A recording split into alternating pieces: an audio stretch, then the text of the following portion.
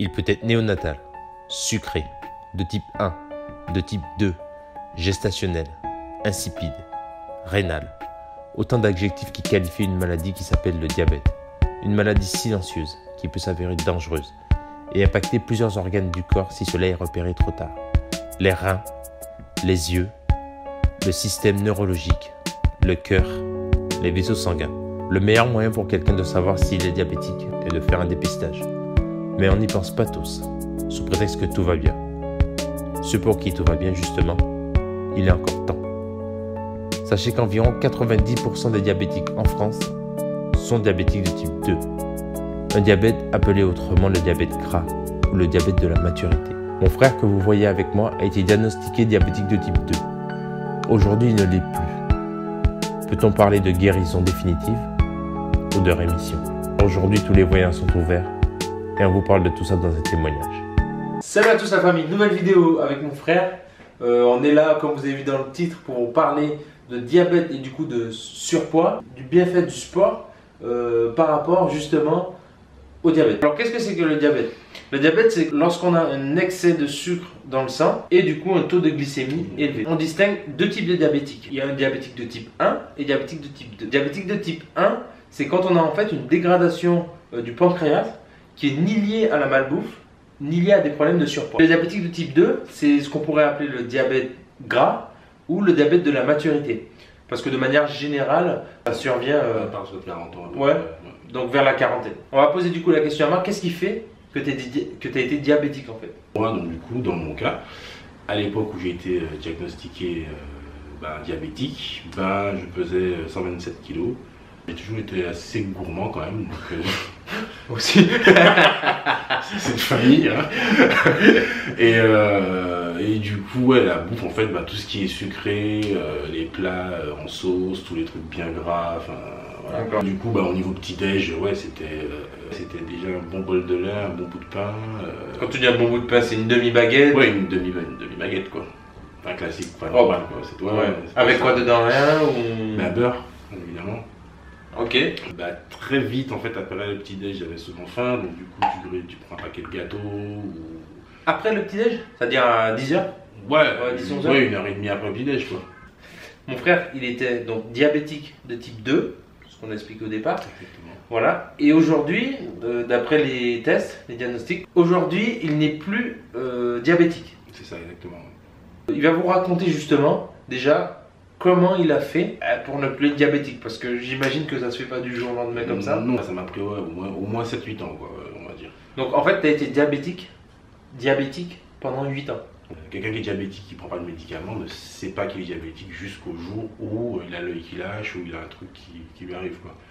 Donc comme c'est une maladie silencieuse, en fait, donc c'est compliqué de se dire non, je vais pas bouffer, non, je vais pas manger ça, non, je vais pas faire ça, je vais pas faire ça, alors que j'ai pas mal. Les médecins ont toujours dit, en fait, le premier médicament du diabète, en fait, c'est l'activité physique. Comme ça, ils m'ont dit dès le début.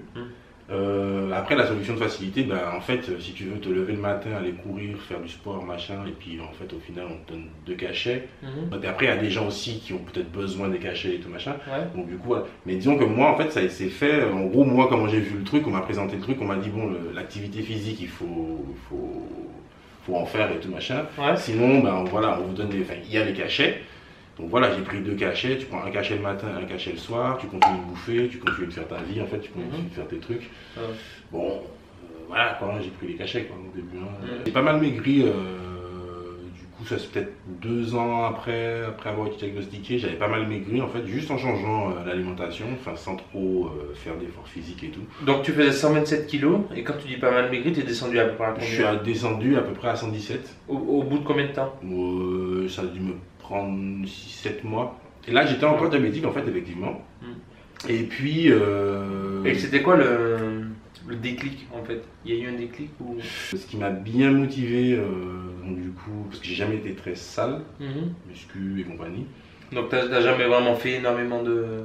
Voilà, je suis jamais allé à la salle, même à l'époque, moi, quand je voyais un mec qui poussait des poids, j'ai envie de lui dire pourquoi tu fais ça, mec. Ouais. Enfin voilà, moi, j'ai jamais été très sale.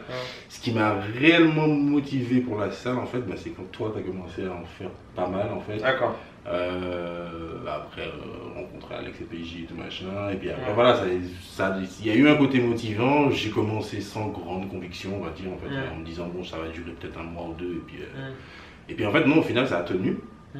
Là, actuellement, donc j'ai arrêté la salle, en fait, par faute de contrainte de temps. Parce qu'avec la musique et tout machin, c'est compliqué.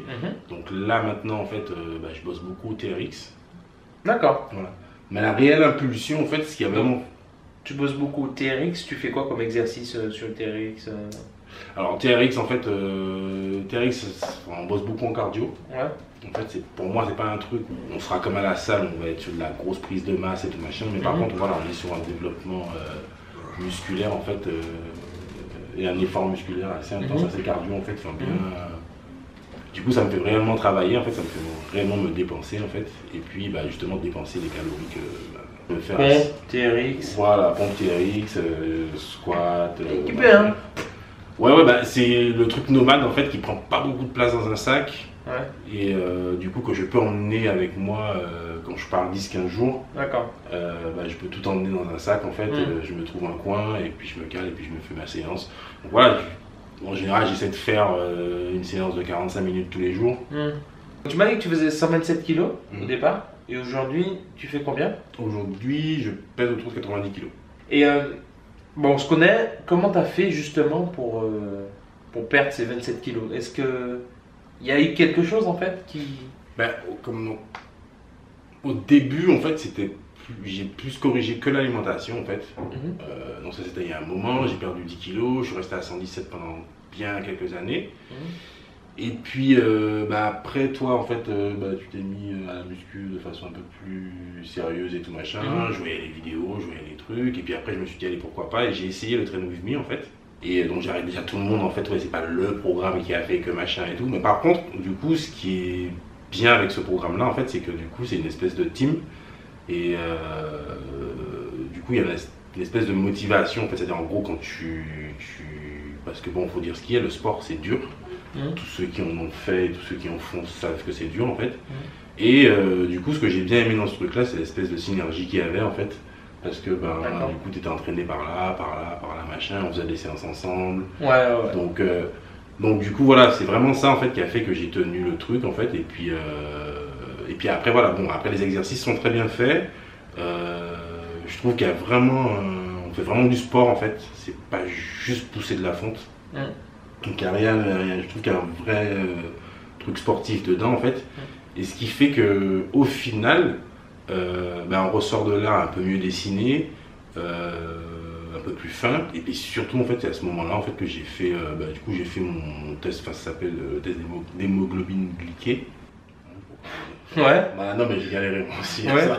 Hémoglobine glyquée, voilà, c'est ça? C'est ça en fait. En gros, c'est ce qui donne le taux de sucre dans le sang. En fait, en gros, c'est la moyenne en fait de la glycémie en fait qu'on a dans le sang sur 3 mois. D'accord. Et puis là, le médecin il me dit, bah en fait, là t'es diabétique juste parce que tu prends des médicaments en fait. J'ai dit ah ouais merde. Au final, je suis diabétique quoi. Enfin, d'accord. Du coup, on a coupé les médicaments et puis depuis en fait, je fais mes tests et tout machin. Et donc, on va quand même maintenir un suivi. Mais en fait, voilà, tout simplement ce qui s'est passé, en fait, ben, c'est juste que le muscle, en fait, consomme naturellement, en fait, de l'énergie, le gras, non. Et ben, du coup, en faisant de la muscu, en fait, ce qui s'est passé, c'est juste que, ben, ça, en gros, on a inversé un peu le truc, en fait, c'est-à-dire, en gros, moins de gras, plus de muscles.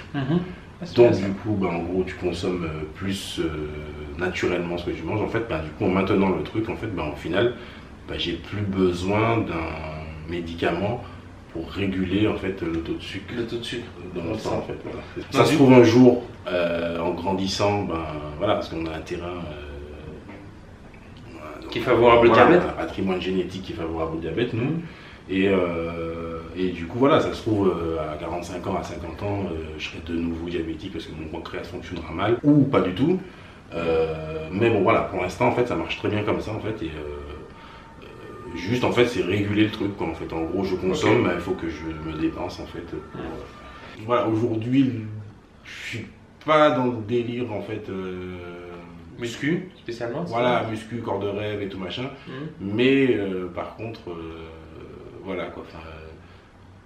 Ça fait en tout cas maintenant partie en fait de ma vie en fait. Et puis c'est surtout que je veux pas redevenir diabétique et tout machin. Ouais, voilà. Il faut continuer. Bah, après, j'ai même envie de dire en fait que maintenant voilà, je kiffe en fait faire ma séance. Ça paraît un peu maso comme truc, mais bon, enfin voilà, tu kiffes te faire souffrir quoi. Tu kiffes faire ta séance. Faire ta séance, faire ton truc et tout machin. Et avoir cette sensation de bien-être après ta séance. Voilà, exactement en fait. Tous ces trucs là en fait, c'est des trucs en fait que tu découvres en fait au fur et à mesure en fait et que tu te dis ah ouais c'est kiffant en fait. Tu es moins dans une approche muscu. Aujourd'hui on va dire que l'envie t'a été insufflée par le fait d'avoir un programme bien précis. Voilà, exactement. Au départ pour t'apprendre à comment la charge que tu peux lever en gros, le nombre de temps que tu as pour les récupérations aussi, puisque bon je le fais aussi, le nombre de séances, en fait vraiment réguler, t'apprendre à faire du sport. Voilà, apprendre à faire du sport dans une salle en fait si je veux, et après du coup, et maintenant tu voles de tes propres voilà, trouver un kiff en fait, trouver le truc en fait, les objectifs et tout machin. C'est clair que si tu vas dans une salle, tu commences à lever bim bim bim bim bim et puis que t'as pas de repères, de guide, de rien du tout, c'est vite saoulant quoi. J'ai pas le truc de, en tout cas j'ai pas encore eu le déclic pour aller plus loin que le besoin. Voilà, aller plus loin que le besoin en fait. Ouais. C'est ce qu'il faut aussi. Hein. Aller plus loin que le besoin, ça dépend de l'objectif après. Et puis ça dépend aussi de vous, l'objectif que vous fixiez. Mais mon frère, en tout cas, en exemple, lui, il a eu un besoin médical à un moment, et puis il a un besoin de bien-être aussi. Du coup, il se sert du sport par rapport à ça. Et d'ailleurs, je suis super fier de lui qu'il ait pu réussir, non, faut le dire, tout ça, et je tiens à te féliciter, donc, et puis continuer comme ça, donc, voilà. En tout cas, j'espère que vous avez aimé cette entrevue que j'ai eue avec mon frère devant vous. N'hésitez pas avec un commentaire, faites péter la barre des pouces bleus, partagez. Si vous avez des diabétiques autour de vous de type 2, alors là il faut poser la question, il faut discuter avec lui. N'hésitez pas aussi à lui partager ce type de vidéo pour donner l'information, même s'ils le savent en quelque part, qu'on peut guérir du diabète, parce que mon frère en est la preuve vivante aujourd'hui. C'est pourquoi je suis super fier de lui. Juste un truc avant de finir, en fait, s'il y a des gens qui sont diabétiques, qui regardent la vidéo ou quoi machin, faut rien faire sans l'avis médical en fait. Faut toujours passer par le médecin en fait. Je me suis pas juste levé un jour et je me suis dit ouais je vais arrêter les médicaments, je vais faire du sport. Non, faut passer par le médecin avant. C'est important de faire avec ton médecin en fait. Entreprend, si on doit maigrir, si on doit faire des trucs, si on doit machin et tout, toujours passer par votre médecin avant en fait. Faites jamais les trucs tout seul en fait. C'est une maladie qui est silencieuse mais qui est dangereuse. Et du coup voilà, si vous faites sans le médecin en fait, s'il y a une évolution, s'il y a un changement, que le médecin n'est pas au courant, que ça dure 8 mois et tout machin, voilà, ça dira rien jusqu'au jour en fait où il y aura l'effet secondaire, et l'effet secondaire sera trop tard en fait. Donc passer par le médecin avant en fait, c'est le conseil que je voudrais. Parfait. Vous avez entendu? Conseil de mon grand frère, parce que c'est mon grand frère quand même. En tout cas, j'espère que vous avez passé un bon moment avec nous tous les deux. Comme je vous dis, j'ai tout mis en lien dans la description au niveau.